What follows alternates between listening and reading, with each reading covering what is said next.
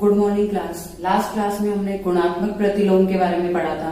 अब next class में question number 6, 6/13 को -7/16 के व्युत्क्रम से गुणा कीजिए।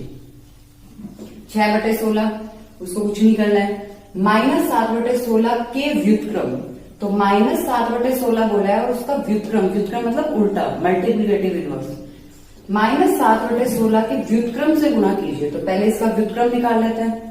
-7/16 का व्युत्क्रम क्या होगा? 16 ऊपर चला जाएगा, -7 नीचे आ जाएगा, तो इसका व्युत्क्रम हो गया 16/-7। प्रश्न में क्या बोला है? 6/16 को इसके व्युत्क्रम, व्युत्क्रम मतलब 16/-7 से गुणा कीजिए। तो 6/13 को हमने क्या किया? 16/-7 से गुणा कर दिया। अब देखिए, गुणा में मैंने आपको बताया था अगर वैल्यूज कैंसिल हो रही हो, जैसे ऊपर की वैल्यू नीचे की वैल्यू से कैंसिल हो रही हो, तो हम उन्हें कैंसिल करेंगे, ऐसे डायरेक्ट गुणा नहीं करेंगे, पहले कैंसिल करेंगे फिर लिखेंगे। तो यहाँ 6, 13 कैंसिल नहीं हो रहा है, 6, 7 कैंसिल नहीं हो रहा है, 16, 13, 16, 7 कुछ भी कैंसिल नहीं हो रहा है। और 6 और 16 जो कि बराबर में दे रखी है, तो उनको हमें कैंसिल नहीं करना है, क्योंकि बराबर की वैल्यूज को कैंसिल नहीं करते। तो सीधा सीधा मल्टीप्लाई कर देंगे, 6 इंटू 16 96, 13 इंटू 7 91। अब ये वैल्यू तो प्लस की है और ये वैल्यू माइनस की है। एक वैल्यू प्लस की होती है, एक वैल्यू माइनस की होती है, तो हमेशा माइनस आता है। अब आप चाहो तो माइनस को यहाँ लगा दो, यहाँ लगा दो, यहाँ लगा दो, बस माइनस होना जरूरी है। ठीक है, नेक्स्ट क्वेश्चन, गुणधर्म बताइए। 1/3 गुणा 6 गुणा 4/3 बराबर 1/3 गुणा 6 गुणा 4/3। अब आपने ऐसा कुछ पढ़ा होगा, a into B into C equal a into B into C. जब मैंने गुणधर्म पढ़ाया था, साहचर्य गुणधर्म पढ़ाया था, उसमें बताया था कि जब ब्रैकेट को इधर से शिफ्ट करके इधर लगा देते हैं तो ये साहचर्य गुणधर्म होता है। और अगर यहाँ बीच में प्लस होता है तो क्या होता है? जोड़ के लिए साहचर्य गुणधर्म। और अगर बीच में मल्टीप्लाई होता है तो क्या होगा? गुणा के लिए साहचर्य नियम। तो बस ये क्वेश्चन इतना ही सिंपल था कि ये क्वेश्चन दिया है और उसको बोला है कि ये कौन सा गुणधर्म है, तो मैंने लिख दिया गुणा का साहचर्य नियम या साहचर्य गुणधर्म। नेक्स्ट क्वेश्चन, क्वेश्चन नंबर 8, क्या -1 से 1/8 का गुणात्मक प्रतिलोम 8/9 है?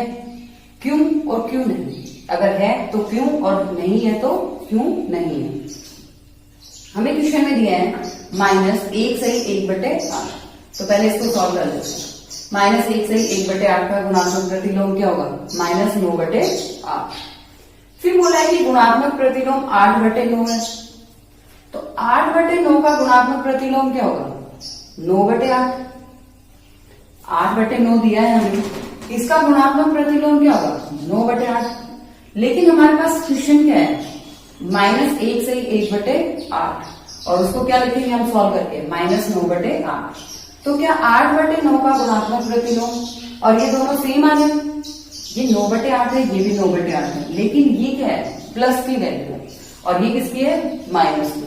ये जो बीच में साइन दिख रहा है आपको, ये नॉट इक्वल है। नॉट इक्वल मतलब बराबर नहीं, ये बराबर का साइन है, और जब हम उसको कैंसिल कर देते हैं तो मतलब बराबर नहीं।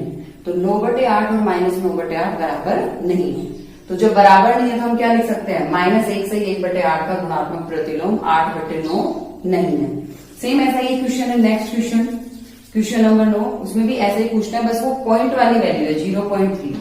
तो अगर पॉइंट में आप कंफ्यूज ना हो, इसलिए मैं 9th क्वेश्चन भी करवा देती हूँ। पहले सबसे पहले हमें गुणात्मक प्रतिलोम निकाला, उसको सिमिलर करके देखा, मैच नहीं हुआ तो हमने लिख दिया -1 से 1/8 का गुणात्मक प्रतिलोम 8/9 नहीं। क्वेश्चन नंबर 9, क्या 3 से 1/3 का गुणात्मक प्रतिलोम 0.3 है? क्यों और क्यों नहीं? अगर है तो क्यों, और नहीं है तो क्यों नहीं है? 3 से 1/3 और 0.3 दिया है। 3 से 1/3, पहले इसको सॉल्व कर लेते हैं। क्या होगा? 3 3 9 और 1 10/3, 3 3 9, इन दोनों को गुणा करते हैं, इसको क्या करते हैं? प्लस करते हैं। तो 3 को 3 से गुणा किया, 3 3 9 और 1 10, 10/3। नीचे वाली संख्या जो होती है वो सेम आती है। और ये क्या है? 0.3, इसको क्या लिख सकते हैं? 3/10। देखिए, अगर 0.3 है तो हम उसे लिख सकते हैं 3/10। अगर 0.03, अगर 3 होता मान लो, तो हम लिखते 33/100। 2 वैल्यूज के बाद पॉइंट होगा तो नीचे 100 आएगा। 3 वैल्यूज के बाद तो 1000, 1 के बाद है तो 10। ये आपको पता होना चाहिए कि अगर 1 वैल्यू के बाद पॉइंट है तो 10 आएगा। तो हम 0.3 को क्या लिख सकते हैं, 3/10 तथा 10/3 और 3/10 को गुणा करेंगे। 10/3 गुणा 3/10 तो क्या आएगा 1। और 1 क्या होता है, गुणात्मक तत्समक। 1 तो होता है गुणात्मक तत्समक, कल मैंने बताया भी था। और 0 होता है योगात्मक तत्समक। अगर किन्हीं दो वैल्यूज को गुणा करने पे 1 आ रहा है तो वो दोनों एक दूसरे के गुणात्मक प्रतिलोम होंगे। रिपीट कर रही हूं, अगर किन्हीं दो वैल्यूज को गुणा करने पर 1 आ रहा है 1, तो वो दोनों वैल्यूज एक दूसरे के गुणात्मक प्रतिलोम होंगे। और किन्हीं दो वैल्यूज को जोड़ने पे 0 आ रहा हो तो वो एक दूसरे की योज्य प्रतिलोम होंगे। ठीक है, तो इन दोनों को हमने गुणा करके देखा तो ये दोनों वैल्यूज तो एक दूसरे की गुणात्मक प्रतिलोम होंगे। 0.3 जो कि क्या है 3/10 का गुणात्मक प्रतिलोम क्या होगा, 3/10 का गुणात्मक प्रतिलोम इसका उल्टा 10/3। ये दोनों वैल्यूज गुणात्मक प्रतिलोम हो गई, मतलब ये दोनों वैल्यूज भी एक दूसरे की गुणात्मक प्रतिलोम हो गई। तो हम क्या लिख सकते हैं, 3 से 1/3 का गुणात्मक प्रतिलोम 0.3 है। ठीक है, तो ये क्वेश्चन प्रूफ हो गया। क्वेश्चन नंबर 8 में गुणात्मक प्रतिलोम नहीं था, क्वेश्चन नंबर 9 में गुणात्मक प्रतिलोम है। आपके पास बुक है तो ऐसे कोई एग्जाम्पल हो तो वो आप एक बार सॉल्व करके देखना, नहीं तो नेक्स्ट क्वेश्चन करते हैं। क्वेश्चन नंबर 10 लिखिए, ऐसी परिमेय संख्या बतानी है जिसका कोई व्युत्क्रम नहीं है। ये आपके लिए था, आपको दिमाग लगाना था। इसके 2 पार्ट्स हो रहे हैं जो मैं आपको होमवर्क में दूंगी। तो एक पार्ट में पहले बता देती हूँ कि ऐसी परिमेय संख्या जिसका कोई व्युत्क्रम नहीं है, मतलब जिसका कोई उल्टा लिख ही नहीं सकते हम। 0 एक परिमेय संख्या है और किसी भी संख्या के नीचे हम 1 पुट कर सकते हैं, तो 0 के नीचे क्या है 1 लिख सकते हैं हम।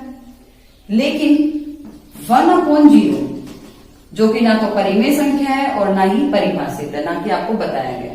क्यों? क्योंकि जब मैंने परिमेय संख्या स्टार्टिंग में बताई थी तो मैंने बोला था कि P/Q के फॉर्म में होनी चाहिए, मतलब बट्टे में संख्या होनी चाहिए। और नीचे की जो वैल्यू है Q नॉट इक्वल 0, नीचे वाली वैल्यू 0 नहीं होनी चाहिए। तो ये तो नीचे 0 आ रहा है, तो मतलब ये इसका व्युत्क्रम नहीं हो सकता, ये परिमेय संख्या नहीं हो सकती। तो 0 एक ऐसी परिमेय संख्या है जिसका व्युत्क्रम नहीं है। क्यों? क्योंकि 0 का व्युत्क्रम परिभाषित नहीं है। अब नेक्स्ट 2 पार्ट है वो आपको घर से करने हैं, और इसके बाद क्वेश्चन नंबर 11 जो कि खाली स्थान है वो भी आपको घर से कंप्लीट करना है। आपको खुद सोचना है कि कौन सी संख्या आएगी, क्या आएगी उसमें। ठीक है, आज की क्लास के लिए इतना ही। Thank you.